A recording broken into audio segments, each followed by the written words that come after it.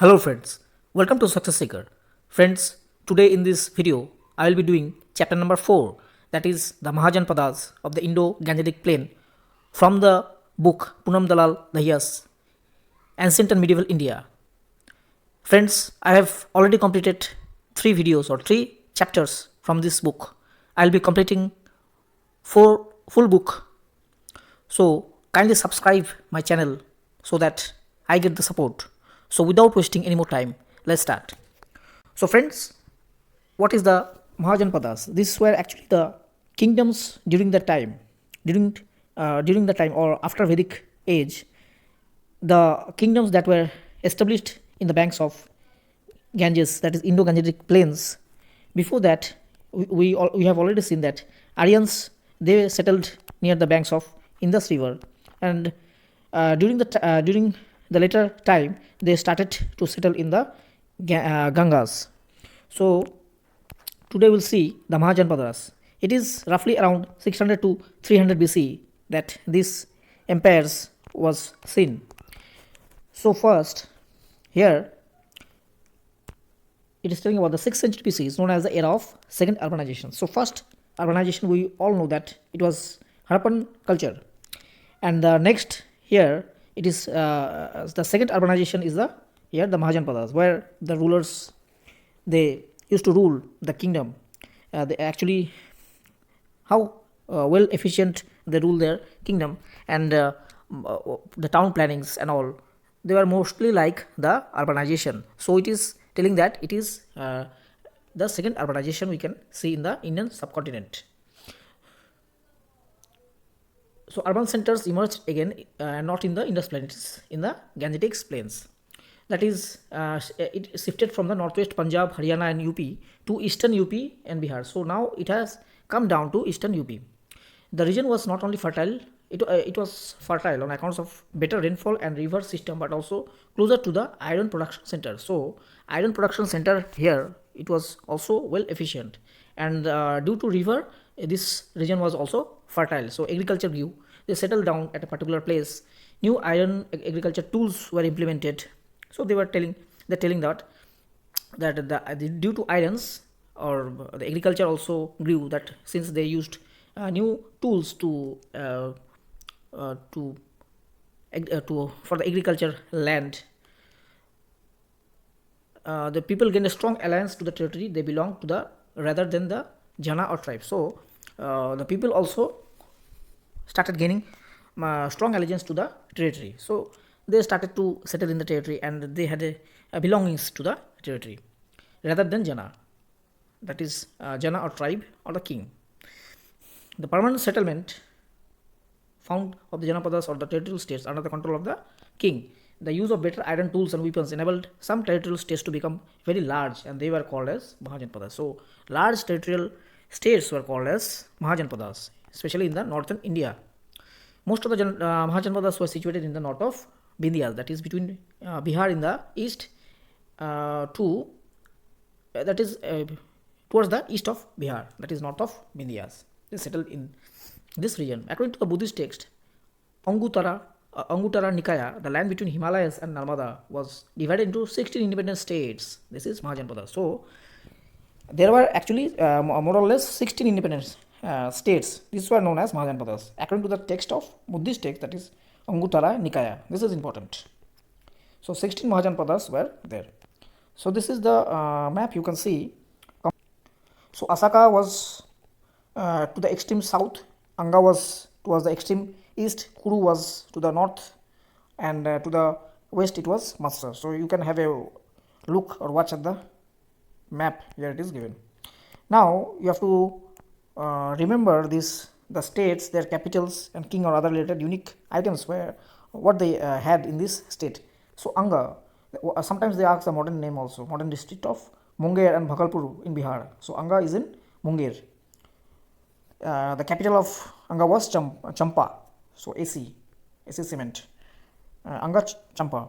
Champa was an important commercial center on the trade route, and merchant sailed from here to Suvarna Bhumi, that is Southeast Asia. So it was an important commercial area. Kashi, capital was Varanasi. It is in modern Vanaras. It was eventually captured by Kosala. Kosala, that is eastern UP, included Ayodhya and tribal republican territory of Shakyas of Kapilavastu. Capital was it was divided into two parts, that is northern part capital was Sravasti and southern part capital was Kusavati, and Sarayu river divided the two. So this also is important. Sarayu river divided the Kosala, and Kosala is in eastern UP. Two capitals was there for Kosala, that is Sravasti and Kusavati. King Prosenjit used to rule here. He was Buddha's contemporary, means during Buddha's time he was present. The tribal republic of Shakyas of Kapilavastu included Lumbini, which is the birthplace of Gautama Buddha. Next is Vajji, that is north of Ganga in the division of Tirhut.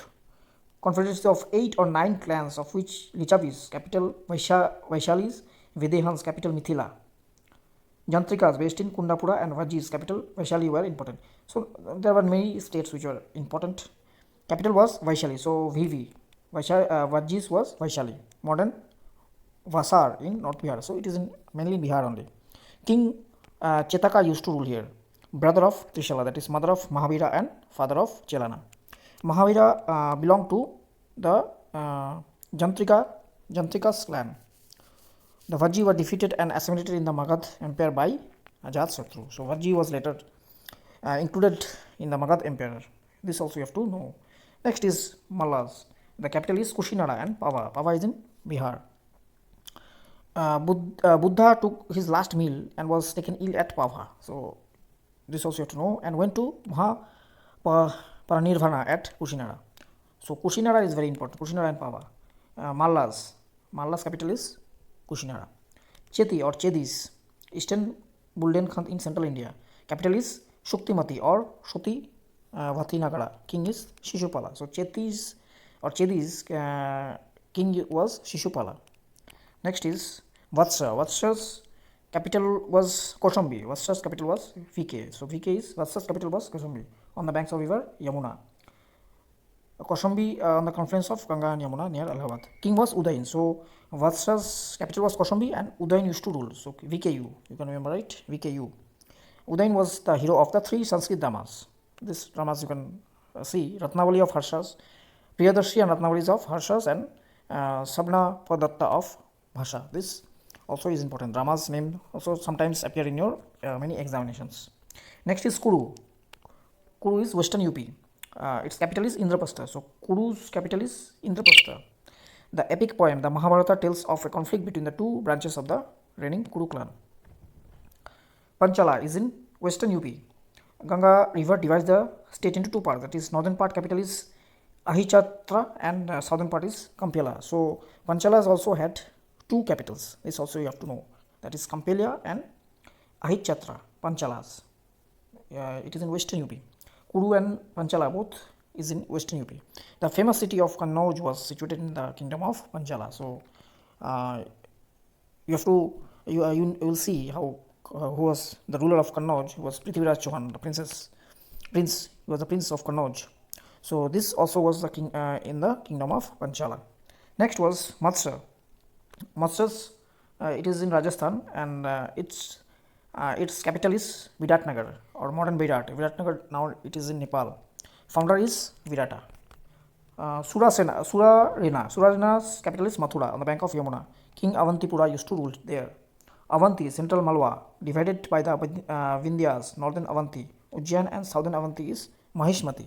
So here also two capital, Ujjaini and Mahishmati for Avanti. That is in Sultan Malwa, that is in nowadays Madhya Pradesh. King is Pradyuta. Next is Gandhara. This is very important. Modern Peshawar, Rawalpindi, Pakistan. Gandhara, now it is in Pakistan. Capital was Taxila. King was Pushkarasin.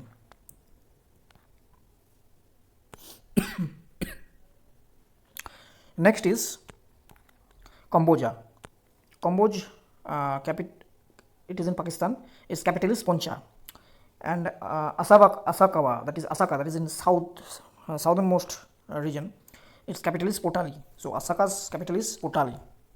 Magadhas, its capital is Rajgiri or Giriraj. Haranyaka dynasty settled there.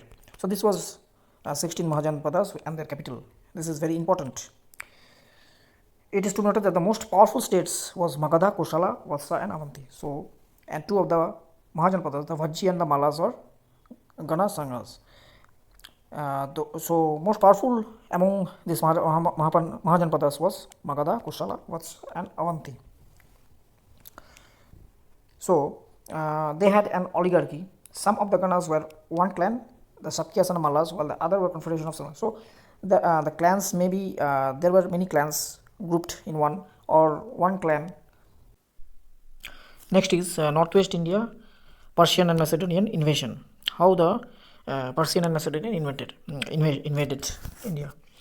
By this time, Magadha emerged as a formidable power, and none of the other area was so powerful than Magadha. So the situation in Northwest India did not allow for consolation. So there was no bonding among the emperors of the Mahajanapadas, and there was continuous fighting between Cambodge, Madra, Gandhara. So this gave a very advantage for the other Persians, like Persians, to invade India. So they invaded the Iranian emperor. They invaded India or penetrated India from the northwestern side from India. So among them, first ruler that invaded India was Cyrus. That was between 558 to 529 BC, in 6th century. That is, he was the first ruler to invade India. He led a military expedition and destroyed the city of Cambodge and Gandhar. Later, Darius also invaded in 516. He annexed Punjab, Indus and Sindh. The Greek historian Herodotus considered as the father of Western history. Also here it is given. So first Cyrus invaded India, and Darius was the next Persian king who annexed Punjab. Next is, what was the impact of Persian on India? They introduced Kharoshthi script, which was derived from Aramaics. That is the official script of Persian Empire, written to left, like Arabic. That is from left it is written. So Kharoshthi script was introduced. Persian sigloid type coin was copied in India. Means the same kind of coin was copied in India.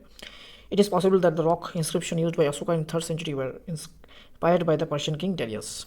So rock inscription was also inspired by Persian king Darius. Next is the Alexander invasion. Alexander invaded India in 327 to 326 BC. Very important. He was the son of Macedonia, that is Greece, who invaded India in 326 BC. And Alexander was attracted toward why he invaded India. He was attracted toward India not only because of his fabulous wealth, but being a passionate student of geography, inquiring and natural history. So due to passionate about the geography also and wealth, this was the two main reason why Alexander invaded India. He also wanted to solve the problem of ocean. What was the problem of ocean? The limit of which were a puzzle to Greek geographers. So ocean was a bit very puzzled thing during those time. Where does it go till where it stretched? The political situation in northwest India, situated in this plain at this time, the region was split up into a number of small independent states like Taxila, Punjab, Gandhara, etc. And no major united and strong resistance was put across to Alexander. Alexander entered India through Khyber Pass in 326 BC. So Alexander entered India through the Khyber Pass. So Khyber Pass was the main region where the foreign invasion took place to India in 326 BC, except Porus, who fought the famous battle. So every ruler got surrendered to him, but Porus was one of the leader there, or the ruler there, who fought a battle, that is Battle of Hydaspes on the river Jhelum. Very important. Many times this question has been asked in different examinations. So Porus fought Battle of Hydaspes in Jhelum with Alexander. King Ambi of Taxila was first to surrender, and other kings who surrendered to Alexander. First was King Ambi of Taxila. Very important, one more thing. 19 months Alexander stayed to India, but he had to went back home because his military did not want it. They were literally homesick and diseased, so he has to went back. He died at Babylon and later went back to his country and died at Babylon in 323 BC. So this was regarding Alexander. Here you can see a map of Alexander Empire in 323 BC. Present day, that is in Macedonia. Next is effect of Alexander invasion. What was the effect? Alexander effect invasion was the first occasion when ancient Europe came into close contact with ancient India. So you can see how the close contact between India and Europe got developed by the Alexander invasion. The route was developed, the trade developed, so due to the route the trade also developed. So what was the effect of Alexander invasion? One of the most important outcomes of the invasion was establishment of direct contact between India and Greece. So it was the route was well established during that time. One of the other long-term effects was that he exposed India to Europe by opening up 4 distinct lines of communication. So communication also started to develop, or not developed, it was opened up, 3 by land and 1 by sea. Another significant cultural development was the establishment of cosmopolitan school of art, that is Gandhara, very important. So during this Alexander invasion, Gandhara school of art started to develop. An indirect effect of Alexander invasion was that it paved the way for unification of North India under Chandragupta Maurya. So indirect effect was that the unification of North India under Chandragupta Maurya as the destruction of the small states and principalities of the northwest by the Alexander. So small states were destroyed, and now Maurya dynasty started to evolve. Next is social and material life in the age of, what was the social life during that time? The beginning of NBPW phase, very important, and second urbanization in India started. That is NBPW, that is northern black polished ware, that is the pottery. From this pottery only the evolution of the empire or the culture was denoted during that time. So NBPF phase started. NBPF is not always black, as it is found in other shades and color too, also found in South India, identified as Amaravati in Andhra Pradesh, though there is a concentration of sites in the northern India.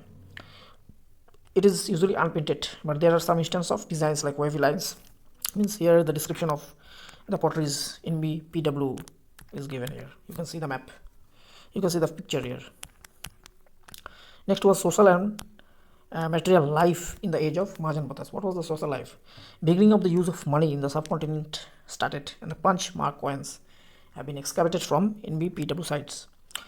Significant expansion in number and size of villages, settlements, towns started to develop. There was a great degree of differentiation in case of towns. Pura or Nagara meant fortified towns or cities. Nigama referred to market town. Rajdhani referred to capital city. Nagarka referred to was a small town.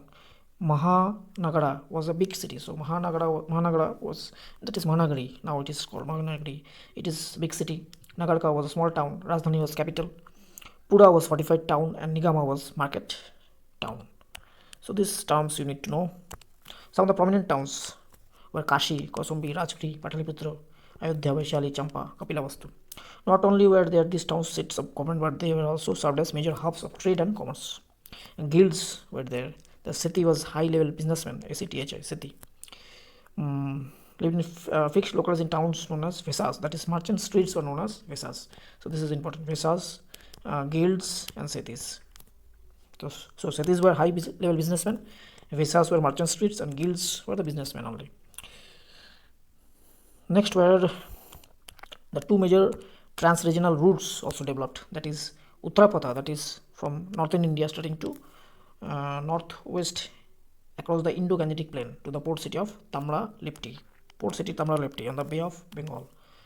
That is from west to east. This was known as Uttarapatha, and from Dakshinapatha was from stretching from Pataliputra in Magadh to Pratisthana or Godavari and connected to the ports of western coast. So 2 routes mainly developed during this time. The major items of import included precious stones such as gold, lapis lazuli, jade, silver, etc., while finished crafts, textile goods, and sandalwood pearls were major items of export. Pali text also mentioned sea travel and trade. Custom officials were known as kamikas, very important, kamikas. Toll officials were known as solkika, and Raja Bhatas were deputed to safeguard the lives of property of travelers. Trades were facilitated to use the money termed niksha. Money was termed niksha and satamana. The earliest coins are punch mark coins.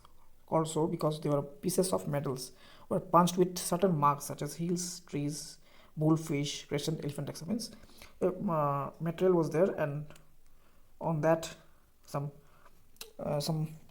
marks were given like hills, trees. These are known as punch mark coins. Also mention wage, that is vetan, and wage earners, that is vetenica. Copper coins were there. Both towns and village mutually supported each other, as the non-agricultural living in towns were fed by the agricultural living. Means there was a mutual collaboration between the towns and the village peoples. The Pali text, especially the Vinaya Pitaka, suggests three types of villages. That is, there was three types of villages: typical villages, suburban villages, and border villages. Three types of villages are given in Vinaya Pitaka. You have to know only this. Rich peasants were known as Gahapatis, and 1/6. This is very important. 1/6 of the produce was paid by the peasant as tax to the royal agent. Next is there was an emergence of the notion of private property, as there was reference to the gift and sale of land was also there. So notion of private property was also in existence. This you have to know. Use of iron plowshare and good fertility of fallible soils. Rice was the staple cereal, and paddy transplantation was widely practiced. The excavator sites of, this is important, Atranji Khera, that is Eta UP, provides valuable information about the transition from the rural to urban phase. In this place excavation has been done, through which we can find or trace the transition, how the transition got evolved from rural to urban. Next is administrative system. So what was the administrative system? Higher officials were called Mahamantras, that is Amatyas. Very important, often asked in the examinations. Higher officials during those time were called Mahamantras. There was ministers, that is Mantrin, commander, that is Sinayaka, and were assisted by Ayuktas. This is also very important. So Ayukta used to help these Sinayaka and minister, that is Mantrins. Influential minister named Vasakara of Magadha, who enabled Ajatasattu to conquer the Ghanasangha of Vajis. So Vasakara was also mentioned. Bali, the tax was there. Voluntary payment made by the tribesmen to the chiefs in the Vedic times became a compulsory payment. A special officer called Bali Sadhakas, this is important, were appointed to collect it. So Bali, the voluntary payment to the tribes, which was during the time of Vedic, this also continued here also. And who used to collect? His name of the official was Bali Sadhakas. It was 1/6 of the produce total. Next is popular assemblies like Sabha and Samiti almost disappear. Not yet disappeared, but almost disappeared. And instead, small body called the Parishads, consisting exclusively of the Brahmanas, served as the advisory council. So in Parishad, main was the Brahmins there. Next is legal and social system. What was the legal and social system? Origin of the Indian legal and judicial system marks or starts in this phase. The civil and criminal law was based on the Bharna division. So the law was, or the court used to decide on the basis of Varna division. All disabilities were imposed on Sudras. So Sudras was thought as very low. Crimes committed by Sudras against Brahmanas and other were punished severely, while crimes against Sudras was not considered so severely. So Sudras was considered very low. Next was Nati and Nati Kulani, that is extended kin groups were referred to as Nati and Nati Kulani. Kula denoted extended patrilineal family, Kula, and Natakas included relatives on both mother's and father's side.